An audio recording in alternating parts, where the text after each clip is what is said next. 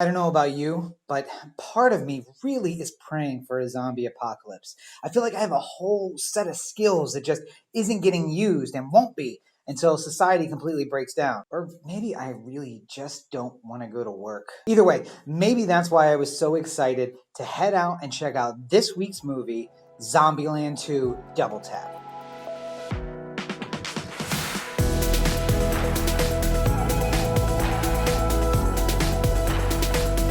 You know, one of my favorite things about living in LA is that I found something from my youth that I think might only exist in LA, New York, major metropolitan areas. And that is the second run theater. Now, if you don't know what a second run theater is, it's when a movie has kind of popped out of the main theaters, your AMCs, your CarMax, your Pacifics, and it's disappeared for a little while. And then it pops up in a theater where, you know, the ticket cost is $3-4 and the popcorn's cheap and the sodas are cheap. And you know, I had one very near me when I was a kid, and I love that theater. Even if I couldn't get my parents to take me to the Carmike Cinema or like the local whatever big cinema, I could always get them to take me to the second run cinema because it was so cheap and always be able to catch that movie. You know, you get that moment where you're like, oh, is that out of theaters? Oh, I can't believe I missed it. But you got a second chance in a second run theater. And LA still has them, and I love them. So I'm hoping while you're watching this that you have a second run theater around you so you have a chance to check out this week's movie because Zombieland 2 is fantastic and you, spoiler alert for the end of the episode, you really need to go check it out. Let's get through all the pleasantries first because I got a lot to say about this movie. But yes, no, it's not going to be another 25-minute review. I promise you, okay? It's going to be normal. It's going to be, 10-15 minutes, hopefully a little less. But anyway, pleasantries. Zombieland 2 is directed by Ruben Fleischer, and the screenplay was written by Dave Callahan, Rhett Reese, and Paul Warnick. All your favorite cast has returned from the original. We got Woody Harrelson as Tallahassee, Jesse Eisenberg as Columbus, Emma Stone as Wichita, Abigail Breslin as Little Rock. Rosario Dawson comes in as a new character, Nevada. And we have like a little bit of a special appearance, I guess, by Luke Wilson and Thomas Middleditch as Albuquerque and Flagstaff. And I'm going to get to that a little bit later because I do have a couple of comments about that little appearance as well. Now, my favorite thing about the Zombieland movies is how it focuses so little on the zombies themselves. I mean, I think it is the only movies that you don't really think about the zombies so much. It's really a character story. It's about our characters, our protagonists. And yes, the world has ended. That's what's brought them together. That's what they're trying to survive. That's why they're doing what they're doing. But it's not really about the zombies. It's not about the fighting. It's not about all of that. Although the zombies do play a bigger role in this movie than they did in the first. Another thing I really loved about this movie is that it picks up 10 years later. Now, it's been about 10 years since the first Zombieland came out. And one of the things that annoys me so much is when a sequel or, a follow-up movie, even if it's not a direct sequel, comes out, and they pretend like, hey, it's the next year, even though everyone has clearly aged. Abigail Breslin was like 12 when they shot the first one. For her to come in as an adult or for them to replace her with someone who looks younger at this point would have been ridiculous. They said, no, these guys have survived 10 years. Now it's 10 years later. Now let's just see what's going on 10 years after that. I got to applaud them because they could have taken a different way, but they didn't. Let's just stick with the characters we love. Let's stick with the actors playing those characters and move forward with the story. And it's the zombie apocalypse. There's got to be 1,000 stories to tell. Here's another one. We told one. Here's a second one. And you know what? I'm on board. Zombieland 3, Zombieland 4, Zombieland 5. Keep coming with them. There's got to be more stories to tell, and I want to see them. Just keep bringing them. I'll keep putting my ass in the seat. You know, one of the weird things is that the actors are so critically acclaimed. I think that everyone on that list has been nominated for a major award. I just took a second between those takes to try and think about it. And I do believe that everyone, maybe not an Oscar, but I think they've all been nominated for Golden Globes or Emmys or an Oscar. And it's so amazing that that group can get together and do a fun movie that doesn't have to be serious. It doesn't have to take itself seriously. We need more of that. Why does everyone take their career so seriously as soon as they become like Oscar nominee whoever, or Oscar winner or whoever, or Golden Globe winner or whoever? You can still do fun movies just like this. You can go back and say, we did this before some of us were famous. Back when it was just like, hey, can I get some screen time? Let's continue that story. Why can't we do it? It's amazing to see these guys. We know they're good actors. They've been nominated for awards. Clearly, they're good actors. Even if you haven't seen other stuff that they've worked on, you'll know that they're good just from that kind of pedigree. They are good. And the story is amazing. Not just because the story writing and the script is great, but because of the way that the actors bring those characters to life, the way that they interact with each other. And in this particular movie, because of the way that they feel like a family. There's a saying that says that, friends are the family that you choose. You're stuck with the family that you're born into. My siblings are my siblings. My parents are my parents. I have chosen a small group of friends. When I chose them, they're my new family. Especially in my situation where I'm 3,000 miles away from blood relatives.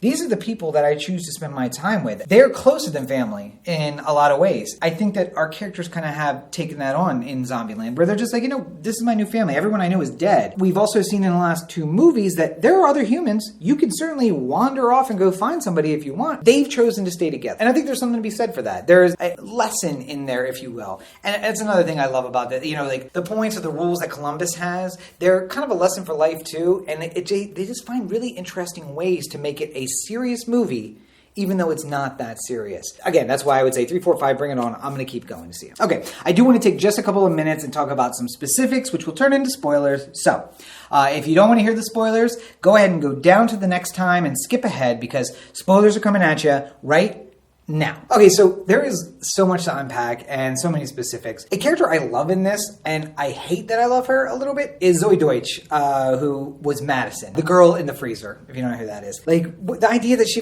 survived 10 years in a mall freezer, that she kept staying in the freezer and she didn't turn it off even though it was cold. The Valley Girl kind of character has been lost for a few years. She brought back this millennial edge to the Valley Girl character. And then, of course, in the middle where it's like, when she goes to the thing in the woods, they sell you on the fact that she is about to turn and that Columbus killed her and then she pops up later, like all of that. I'm hoping that we haven't seen the last of Madison. I'm hoping that there is a Zombieland 3 and that we do see the 4 characters that we love. Bring Berkeley and Madison back. Berkeley, again, a great side character. I don't think that he did as well as Madison did. We also didn't see him as much as we saw Madison. And also that like hippie, vibey Berkeley thing, I think is overdone and it's an empty character as opposed to the empty-headed character of Madison, which I think is really hard to pull off, especially for an actor who is intelligent, who knows well-spoken. For them to play the opposite is very difficult, I think. And Zoe did a fantastic job with that. And I said before, the zombies aren't really the focus, but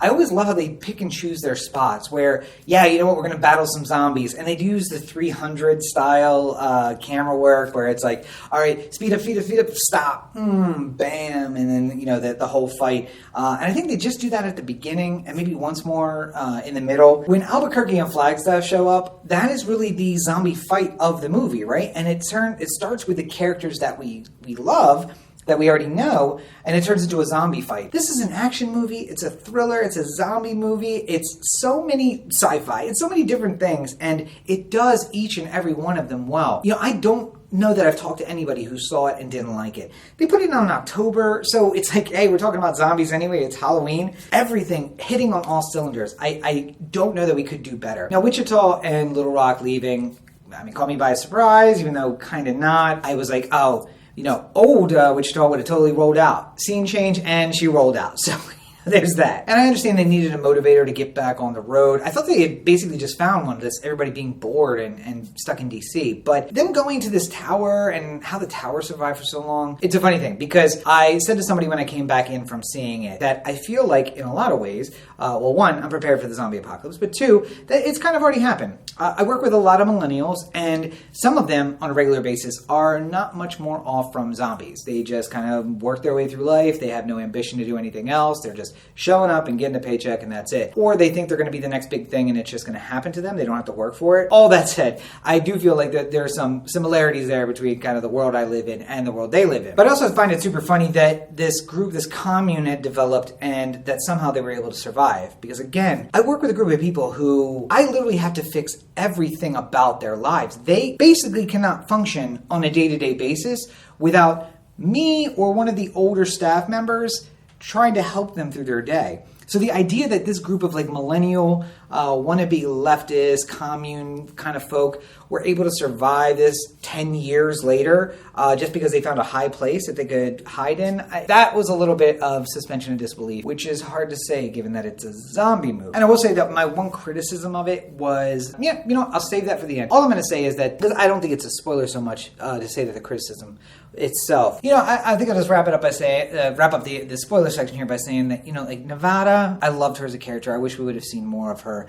It kind of hurt me that she appeared at the end to save the day. I loved seeing her then, and I'm glad that she saved the day, obviously, but she could have gone along with them on this little trip and then also found a way to save the day. I think it was just a little bit lazy of them to do it that way. The bomb working but not working and the whole nine. That ending really just, I'll get into it. It was the most disappointing part for me. But then there's also a little bit of payoff at the end where you're you still feel good about what happened, right? Tallahassee gets to be the hero and do the whole nine. So I don't know. I just love the whole thing altogether. And it's the worst parts of it are still better than most movies. If you saw my review of The Lighthouse, any moment of this movie is better than any moment in Lighthouse. So there you go. Anyway, let's bring everybody back in so we can kind of wrap this whole thing up. So ending of the spoilers, and everybody's joining us back right now. So I almost got into this in the spoiler section, but I'll just go ahead and bring it in here because I don't think it's too much of a spoiler just to say I thought the weakest part of the movie was the ending of the movie, unfortunately. I feel like they just got to a point where they said, we got to wrap up the story. We want to keep it at 90, 100 minutes, and we got to find a way to wrap this whole thing up. I don't want to say it's lazy because it was an interesting thing. The way that it develops is surprising. It was surprising to me, and I think it was surprising to everybody who saw it. The surprise isn't so much that I didn't see that coming. It's that, oh, okay.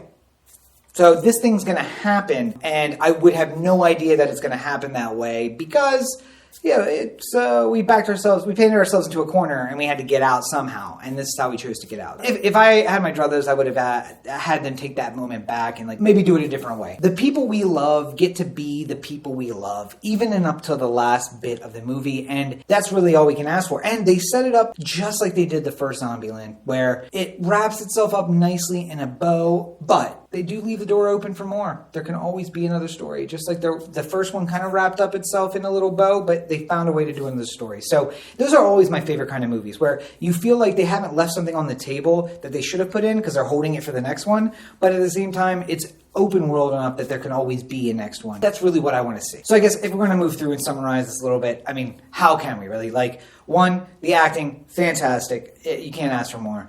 The script, it's not an Oscar winner. There's not deep stuff here. It's all superficial. It's all just about hey, your day-to-day stuff. It's the same. They talk about the same stuff that you talk about with your friends, only, hey, imagine 90% of the people are dead and you have to survive with zombies out there. That's what it is. But I keep saying that the whole point of the Everyman Movie review is not everything has to compete for an Oscar. These are Oscar nominees doing a movie that they know is just for fun. It's just to go out there and have a good time. Have a good time filming it and give people a good time at the movie. So in the end, I think it delivers on that. Some of the cinematography was also interesting. It takes you back to the first one. Some of the shot selection and the way that they show the world kind of develop is all new. And they found new things for the story to surprise you. The new things about the universe. And that's another thing I love. One of the sad things about other zombie universe movies is that everything kind of stays the same. Characters discover new things, or maybe something happens to them and thus they have to adapt. But in this universe, the world itself is adapting to the humans. And I think that just leaves potential for so many more things to happen. And that makes me really happy because I'm hoping that they'll do more. So if you didn't get it by now, here's my message for you. 100% yes, go see this movie. If you can catch it in a second run theater, that's going to be the place to go. For some of you, it may still be in first run theaters. We're only about a month out from when it came out in the first place. And, depending on what you have playing or what might be around, you might be able to still see it if you have a good theater selection. But second run theaters, regular theaters, if it's going to come out to streaming, it'll probably be at the end of the year. So, when you're at home with your family around Christmas and New Year's, that'll be the time that it'll be on streaming. And if you haven't seen it, please take the opportunity. Now, it's probably not a movie that most of you are going to want to watch with your parents, but it's also a really great movie for you and your siblings to check out together, for you and maybe some of the younger family members, not kids, but teenagers. You could all enjoy that together. And it's the kind of movie that you can kind of just waste an afternoon with and not feel like you really wasted it. It's short enough that you take the time, you watch it, you can still do something with your day. And at the end of it, you're not angry and walking out of it like you might be with, Lighthouse. In any event, no matter how you get the opportunity to, if it pops up, definitely a must-see. Go check out Zombieland 2, double tap.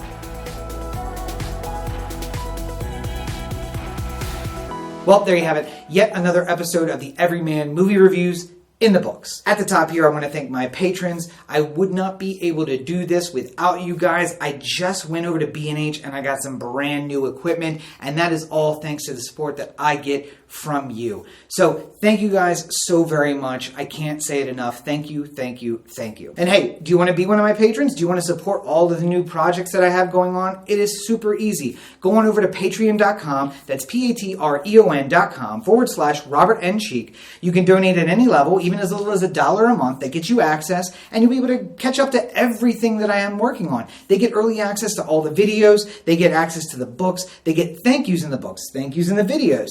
Everything that I produce, I make sure and get it to them early, and I make sure to thank them during the process. So go on over to patreon.com, patreon.com/Robert N. Cheek, and become one of my supporters. Let me know that you have a vested interest in the things that I'm working on. And of course, you can find me for free on all your social networks at Robert N. Cheek. That's going to be on Instagram, Tumblr, Twitter, Snapchat, over on TikTok, where I got some new videos coming. My new favorite thing is to make memes with my nephew. You are not going to want to miss that. So at Robert N. Cheek on all your social networks. And of course, make sure you're checking out robertncheek.com. That's where you're always going to find the latest updates to what's going on, what projects I'm working on, and what I have cooking that maybe nobody else knows about. You can sign up for the email list there, and of course, directions to Patreon, directions to Oh the Anthem, directions to everything that I have going on. That'll all be located right there. Finally, you're probably watching this video on YouTube at youtube.com/Rob Cheek, but don't forget it's also available in podcast form over at anchor.fm/Everyman Movie Reviews. Now, at that link, you'll be able to find any of your sources of podcasts, where it's on Apple or Google or Pocket Cast or Dogcatcher, Stitcher, everywhere. Just go to anchor.fm/Everyman Movie Reviews and you'll be able to find your link so you can have it on your podcatcher of choice. And of course, the shows are very similar, but there are a few very key differences. So if you do want to check out the podcast, make sure you go to anchor.fm/Everyman Movie Reviews. You can throw another slash in front, put message. It'll let you leave a voicemail for me, and with your permission, I'll actually use those on the show. You'll also hear some promos that they don't hear here on YouTube, but people on YouTube, you guys will get some stuff that they don't get on Anchor. So maybe check out both, huh? How about that? But however you consume your content, I've got it for you. Podcast, video, you'll be able to find it. So thank you guys once again for joining me. Look for the next episode coming very soon. New episodes every Thursday, on the dot, no matter what. And another episode sometime in the week in between. Of course, I'm also working on the next episode of Rob Explains Everything. I'm thinking the Mandela Effect. So if you don't know what that is, make sure you go over to YouTube and subscribe, hit the notification bell so that you know when I update with my latest episode. A lot of stuff going on for me, a lot of stuff going on for you. So I appreciate you taking the time to check out this episode of the Everyman Movie Reviews. So until next time, thank you guys for joining me, and have a great week, everybody.